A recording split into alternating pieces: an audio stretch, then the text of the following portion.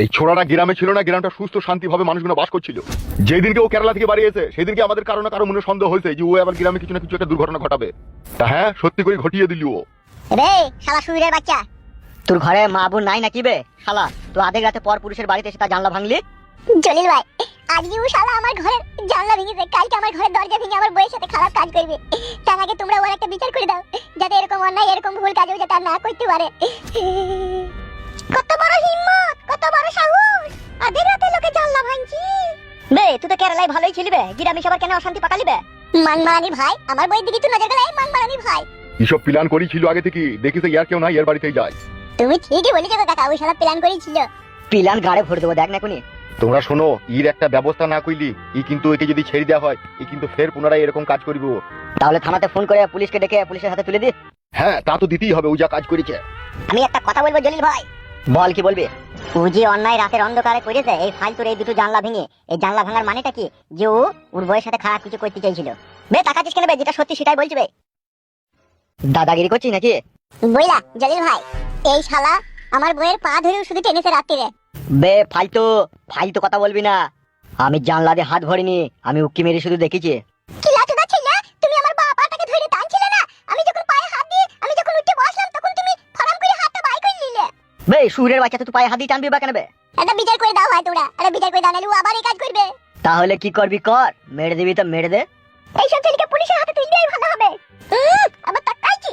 আমি বলি কি, এই কেসটা আমাদের গ্রামের কালু এমএলএ কে দিয়েই ফয়সালাটা করা হোক। ঠিকই বলেছেন আপনারা, আমাদের গ্রামে যেহেতু একটা বিচারক রয়েছে তাকে দিয়ে বিচারটা করিয়ে নি। হ্যাঁ, সেটাই ভালো হবে। ফালতু কি বলছিস? আমি তো চাইছি গো ভাই ওর বিচার হোক, আমি তো চাইছি ওর ফাঁসি হোক। তাহলে একে পাঠিয়ে পিছিয়ে নিয়ে যাচ্ছি। ফালতু তুই আর তোর বোঝো। হ্যাঁ চলো।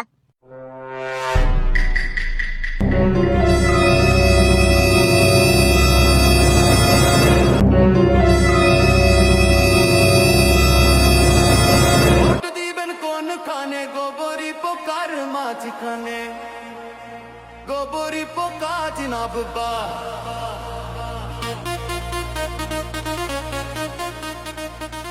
বুঝলি মরুভূমি? হ্যাঁ বলেন এমএলএ কালু সাহেব। এই যে তিরপল গুনা এখানে দেখছিস, এসব ব্লক থেকে আমি নিয়ে আইছি। তো এইগুলা লোকের বাড়িতে বাড়িতে পৌঁছে দিতে হবে, বুঝলি তো? যাদের ঘরে চাল আছে, পানি মানি পৌঁছে, তাদেরকে একটা করে দিয়ে দিবি। ঠিক আছে, তাই হবে, দিয়ে দিবো। তা যা লি যা। আরে হামসাফার জি, এমএলএ কালু সাহেব বলেন। তুই শুধু এদের সাথে যা। বেশ ঠিক আছে বড় ভাইজান, জালি যা, মালগুলো লি যা।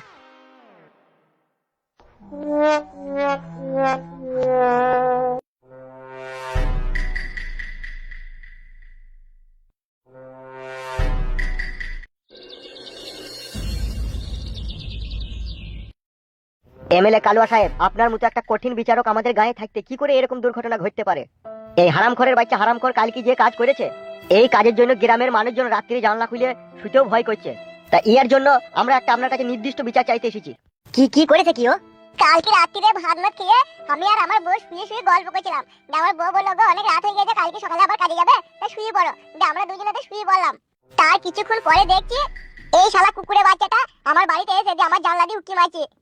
উকি মারার পরে তখন মাথাটা নিচে করে লুকিয়ে গেল, আমি তাও দেখছি। দিয়ে আমি হয়তো ভাবলাম যে মনে হয় অন্য কেউ হবে, হয়তো কে কি জানি। আমরা আবার দুজনে শুয়ে পড়লাম। কিছুক্ষণ পরে দেখছি দুটো জানলাতেই ভেঙেছে ও। দিয়ে আমার বইয়ের পায়ে হাত দিয়ে শুয়ে শুয়ে দিচ্ছে আর পায়ের আঙুল ধরে টানছে। আরে শালা, আমার বউ তখন ধুরমুর করে উঠে পড়ে বসে বসে ওকে কে গো কে গো। তারপরে বাইরে বেরিয়ে দেখছি এই শালা বৈদ্যুর বাচ্চা বৈদ্য। তখন আমি হাঁক দিলাম আর পাড়ার লোকগুলো সবাই দৌড়ে এলো, দিয়ে ওকে সেই রাতেই বেঁধে রাখলো। সবাই ওকে পুলিশের কাছে তুলে দিতে চাইছিল।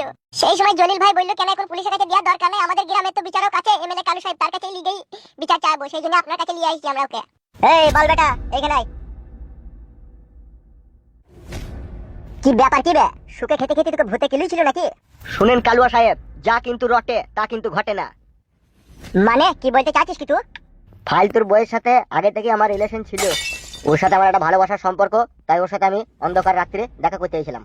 ইরি বাবা রে, কি মিছ কথা বেগুদু মারানির ভাই তুই। এমএলএ কালুয়া সাহেব ও মিথ্যা কথা বলছে, আমার সাথে ওর কোনো সম্পর্ক নেই। কেন মিথ্যে কথা বলছো রূপা সবার সামনে? যেটা সত্যি আমি সেটাই বললাম। বে মানমানি ভাই, কেন তুই মিথ্যা কথা বলছিস? বে যেটা সত্যি কথা সেটা বল কেন বে? তুই রাতে জানলা ভাঙতে এসেছিলি শালা হারামি, আমার বোকার সাথে ভাব করেছিস শালা। তুই মতো শালা নেড়া টাগলা, শালা মাথায় চুল নাই, তোর সাথে ভাব করবে আমার বউ? এই শালা মানমানি ভাই। কথাতে কি বলে জানিস তো ফালতু, পীড়িতের পেতনি ভালো। আমার মাথায় চুল নাই তা কি হয়েছে বে? তোর বউ এটাই আমাকে পছন্দ করেছে। বউ গো শোনাবো, তুই শালা কি বলছিস এইসব? তুই একদম মিথ্যা কথা বলছিস, ওর সাথে আমার কোনো সম্পর্কই নেই, ওকে আমি চিনিই না। ও কেন যে এরকম মিথ্যা কথা বলছে তা আমি বুঝতে পারছি না। এমএলএ কালুয়া সাহেব উনি একদম মিথ্যা কথা বলছে, আপনার কাছে আমরা কঠিন শাস্তি চাই ওর বিরুদ্ধে। আমার বউ এরকম মেয়ে নয়, আমার বউ খুব ভালো মেয়ে, ও মিথ্যা কথা বলছে। বে শালা নেরা, সত্যিটা বল, নাইলে এখানে আটা পিসা করবো। বিশ্বাস করুন, যেটা সত্যি সেটাই বললাম। মানে তুই যেটা বলতে চাইছিস ওর সাথে তোর ভালোবাসার সম্পর্ক ছিল, সেই জন্য তুই ওর সাথে অন্ধকার রাত্রে দেখা করতে গেছিলি? হ্যাঁ, একদম এটাই সত্যি। তোর কথাই যদি সত্যি হয় তাহলে এখানে আরেকটা মিথ্যা সত্যি বেরিয়ে আসছে। কি মিথ্যা সত্যি বেরিয়ে আসে? দেখ, আমরা ভালোবাসার সম্বন্ধে যতদূর জানি বা যতদূর বুঝি বা যতদূর দেখেছি, যদি কোনো ছেলে কোনো মেয়েকে ভালোবাসে, অ্যাকচুয়ালি সেই প্রেমিক কখনো চায় না তার প্রেমিকার অপমানিত হোক, আর তার প্রেমিক এটাও কখনো ভাবে না যে তার ক্ষতি হোক। কিন্তু সেই দুটো কাজ থেকে তুই বঞ্চিত ছিলি। কিন্তু এখানেই বোঝা যাচ্ছে স্পষ্টভাবে তুই একটা সৎ প্রেমিকের পরিচয় দিসনি। যদি তুই সৎ প্রেমিক হতিস আর ওর সাথে যদি তুই সত্যিকারের সম্পর্ক থাকতো, তাহলে কখনো তুই জানলা ভাঙতিস না, আর কখনো ওর পা ধরে টানতিস না, আর কখনো তুই ওকে অপমানিত করার